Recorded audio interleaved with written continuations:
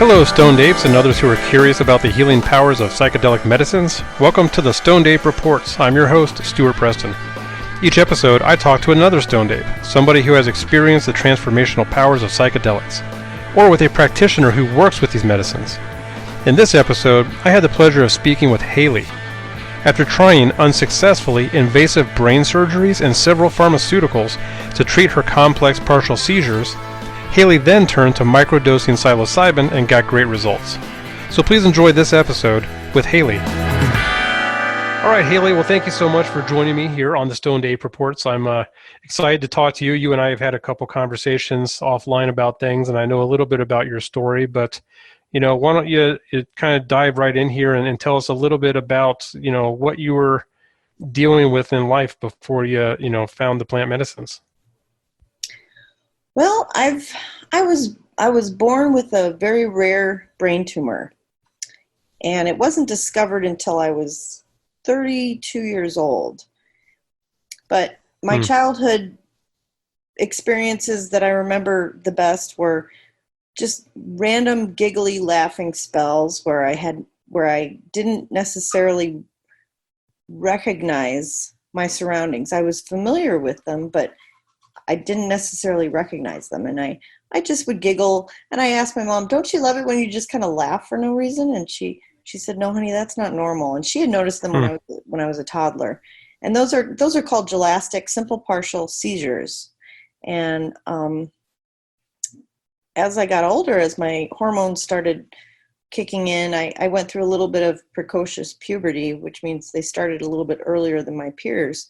And I started having more complex partial seizures, which is where I would sort of blank out for a few minutes, and then I'd go sleep in the nurse's office at school. And I had those maybe once or twice a week up until I was in my late teens and my early 20s, and I stopped having the smaller laughing spells. And then in my mid-20s, when my brain was fully developed, my seizure activity was a lot more developed as well.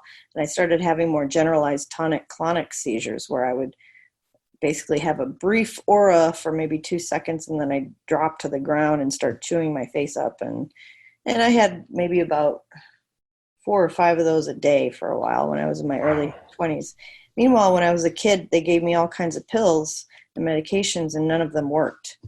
And all my tests were considered normal. They didn't know I had this brain tumor yet. So they just, when I was 26, they decided, well, Haley, we can just, we noticed your seizure activity is coming from your right temporal lobe, so we can just take that out. So I went through 3 barbaric brain surgeries where they ripped out my right temporal lobe, my right hippocampus, and I had a lot of traumatic brain injury in my right frontal lobe from an aneurysm that happened during one of those surgeries. And at that point in my life, I was just so tired of being a guinea pig for invasive surgeries and toxic pharmaceuticals. So yeah. I just kind of had it, And I mean, my seizures weren't always super bad, but I had a really hard time having them all the time. I bet. So then, what would you like me to go? Would you like me to go? Yeah. So what? You were tired of the invasive surgeries and the toxic pharmaceuticals. What brought you to the plant medicines, and how'd you end up going that path? Well, once I got into my late 30s, I suppose, I realized, looking back on my life, there was only a 2.5-year period of my entire life that I can completely vividly remember being totally seizure-free. I mean, for 2.5 years, I was able to get my driver's license. I had a little Vespa scooter that I rode around town on, and instead of riding my bicycle, which was a little bit more convenient. I still ride a bicycle to this day. I don't drive. But I looked back in my early 20s. I was 20 years old, 19, 20, 21. That was the period of my life where I was completely seizure-free. And looking back on it, I was in this great relationship with my now ex-boyfriend, Billy, back home in Chicago where I grew up. And he and I was out here in Tempe, Arizona, and he and I would fly back and forth and visit each other. And I remember the first time he and I did a mushroom trip together. It was just the most incredible experience. One of the most incredible experiences I've ever had in my whole life. And I was looking back on that and I realized, you know what? Every time we saw each other, we did these sort of mild mushroom trips together. Hmm. And sure enough, I had no seizures for like almost 3 years of my life, you know. Yeah. And after we broke up and I moved back here to Tempe, I started having seizures again. And I think maybe part of that was the stress too, because he and I mean, he was the true love of my life. And we broke up because neither of us were ready for a full blown relationship, you know, Yeah. Yeah. married or anything. So, and we were both very free spirited people, but we had a lot of trips together and we just had such a great time together. So breaking up with him and coming back out here, I started having seizures again, and I didn't really think about it because I didn't do mushrooms on my own. I never did them by myself when I was younger. Right. So So you realize there that there might have been some correlation with the mushrooms and the lack of seizures. absolutely, absolutely. In fact, I was determined to find them again, and you know, perhaps come up with my own dosing and scheduling and you know, system where I could really control them myself. Because, you know, honestly, having seizures is not necessarily as bad or as scary as our society makes it out to be. You know, there's an Asian culture called the Hmong, Hmong, and they Hmm. believe that epileptics are shamans and leaders, Hmm. and people have seizures out in that part of Vietnam and Asia, and people stand around and watch and protect the person and wait until they come back, so to speak.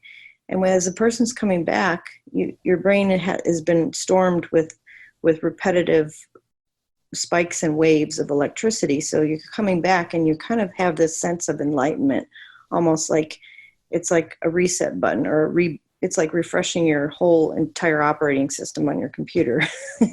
Everything's Wow. kind of brand new. It's like a clean slate to see the world.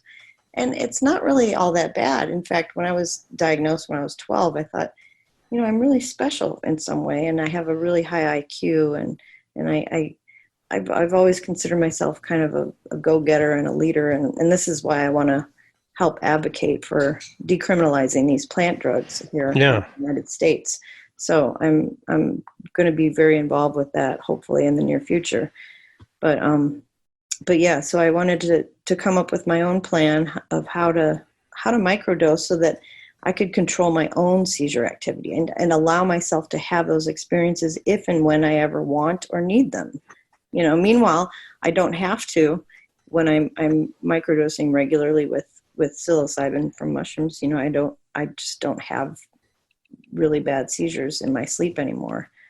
So it's So is that's what it's microdosing? And do you mind sharing what your what your regimen is? What, how many, the dose and the days? yeah. You know, when I'm still having daily, very small, giggly, gelastic, simple partial seizures. Those little ones that I Mm. had when I was a kid, I have maybe 2 or 3 a day at this point. And even with the microdosing, but those are actually rather pleasant. It's like someone's tickling my brain. It's a very ecstatic, emotional high, so to speak, Yeah. when I have those seizures. So I don't mind having those at all.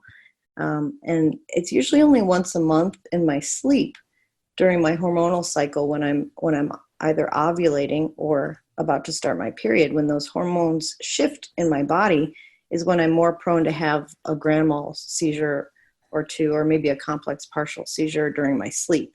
But usually those only happen during theta delta rhythms in my brain, which is deep sleep and REM. So I have those once or twice a month. But I, I, I have a regular schedule of microdosing during those hormonal shifts during the month. And Mm. that's what kind of keeps my hormones from affecting my brain activity and vice versa. So it's kind of had a nice little balance for both my hormones and for the electricity in my brain, because this tumor on my hypothalamus is right in that area that produces all those hormones. So So I have maybe just, I'm trying to think of, I do this very, very old school, so to speak. I don't know the exact numbers of how much I take, but it's usually a good maybe 2 or 3 days on and 1 or 2 days off. Hmm. And that's for about maybe 2 or 3 weeks during the month, during my entire cycle. So, Okay. and it's, And so now it sounds like the aftermath of all this. I mean, before you were having all these horrible surgeries and significant seizures, along with some what you call kind of pleasant and lightning seizures. mhm. And with this microdosing, you've got it to a point where kind of under control, where you're having maybe 2 or 3 light ones per day, but maybe only 1 or 2 of the bigger grand mal seizures Act- during the month. Actually, after the first major brain surgery I went through, I only had the grand mals during my sleep. And only during the sleep, yeah. Yeah, and they were kind of sporadic, but hold on while I get my train of thought back. Well, how do you feel now? I Well, mean, after you've been through all that. since I started microdosing, though, I'm not even having those grand mal seizures in my sleep anymore. That was my point. Oh, Was okay. like, when I'm doing these microdoses and I have my sleep schedule under control and I'm microdosing, I don't even have those grand mals anymore.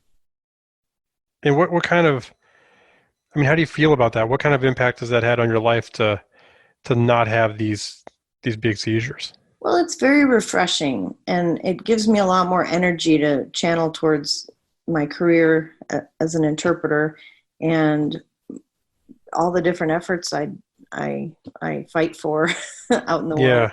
Yeah. And I'm a lot less tired because, sometimes I would wake up from grand mal seizures and I'd had chewed up the side of my tongue and I felt like I did 1,000 sit-ups in my sleep, which is actually kind of cool. I really feel like I got a good workout in my core, but at the same time, it can be very exhausting. And then the following day after a big seizure like that, I would feel kind of a sense of fear with no known cause or reason. And as my brain reoriented itself and it would just kind of give me an unsettling, sort of unpleasant feeling for a while, for maybe a couple Yeah. of days.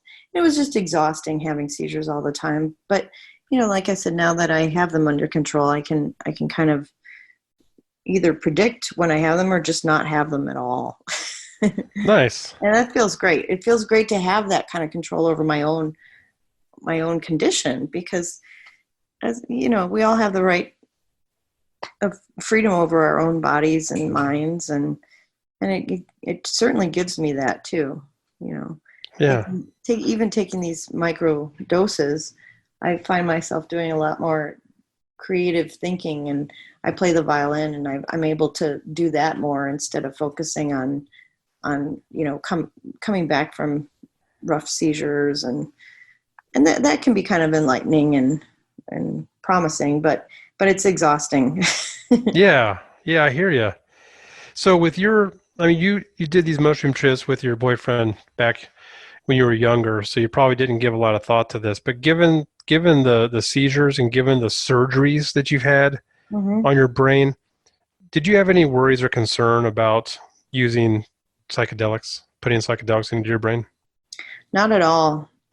In fact, after I had my right temporal lobe removed, my right hippocampus removed, I was I was hanging a lot at the General Strength Food Co-op in Tempe, which is no longer there. But I was really focused on regrowing my brain. I was bound and determined to rewire my entire brain so that it would function properly in a way that I could handle it from the pre-surgical, lab. Because after the surgery, I had a hard time for about 3 to 5 years doing basic daily activities like getting out of bed and getting dressed in the morning. And I was Mm. just starting my career as an interpreter, so I had a hard time making decisions. And I mean, there was a lot of brain damage, but I was really focused and bound and determined to regrow my brain, maybe even regrow my right hippocampus, because that's kind of the channeler for all the electricity in our brain. And I was just determined to, create other pathways in my brain to get the functioning back that I had lost temporarily. And I feel like I've done that a lot.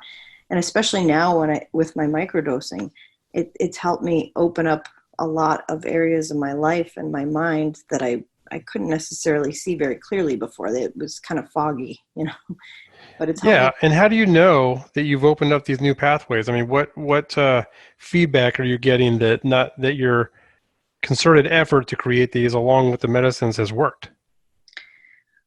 Well, I live with my boyfriend, and I don't have any children. I've decided not to have children in my life in this lifetime, because it would be too risky. I can't raise a family on a bicycle. I probably could if I really, really tried, but I really want to focus on my career and my artwork and my music, and I want to serve the community. That's my number one goal. And after starting this microdosing regimen of mine, I've noticed that it's been a lot easier for me to keep my house cleaner and just keep myself organized and focused. Because for a long time, for many years after the surgeries that I had, I found it so unbearably difficult to just keep myself organized and keep my house clean, for example. Yeah. And I've been able to clean up a lot of areas of my house that I was previously just afraid to even go into. Yeah. And I had become sort of a hoarder for a while, but I'm able to let go of a lot more things in my life now and move on and create, create better things, just better ideas and just a better quality of life, and Good. Satisfied too. Well, that's awesome. Yeah. Well, that's a great story, Haley. So what, as we get wrapped up here, what's next for you? What else do you have going on, or what do you want people to know? Well, I want to start finding out which of our local city and state government leaders are who are a lot more progressive and open-minded to plant-based medicines, and find out how we can be criminalizing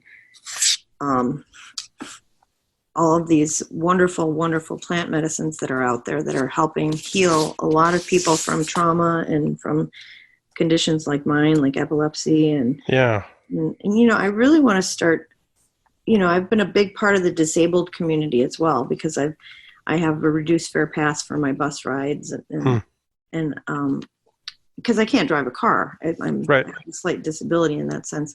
And I'd like to find out, like Ability 360, for example, I'd like to find out more about what they're doing to help, just to help bring awareness and education to people who need to know about these things or want to know about these things without feeling afraid of being arrested, because they're trying to help a good cause, Yeah, exactly. They should not be criminalized, put in jail for something that they're doing that grows out of the ground and helps them with very significant issues with their life. Yeah, exactly. And, psilocybin and THC can be very beneficial for younger people with epilepsy. I've heard a lot of stories about how CBD oil has helped younger people with seizures have a lot fewer of them. And, and that kind of stuff helps. I also use that on a regular basis to help me fall asleep at night, to help sort of down the chatter in my head and let me go off it. And I have very vivid dreams. I'm an extremely vivid dreamer, and I take those experiences very seriously, because I almost have slightly lucid dreams at night, and they teach me a lot about myself. And so I just really want to start helping bring awareness to this whole movement to decriminalize entheogens and plant-based medicines around the country, and especially locally here in Phoenix and Tempe and Tucson and, all the different Flagstaff, the state of Arizona, and just getting our leaders, our state leaders to start being more open-minded to passing legislation that decriminalizes this kind of stuff. Yeah, well, fantastic. Well, I think the more people like you who can share their stories of the amazing experiences they've had and how their lives have been improved by these medicines is going to be a great help. And I really appreciate you coming here and telling your story, Haley. And I appreciate your work and working with us locally to get this stuff decriminalized. And just want to say thank you for your time and thank you for sharing. That concludes this edition of the Stoned Ape Reports. Thank you for listening. Please follow us on Instagram at Stoned Ape Comedy and subscribe to our newsletter at www.stonedapecomedy.com. Again, thanks for listening and catch you next time, Stoned Apes.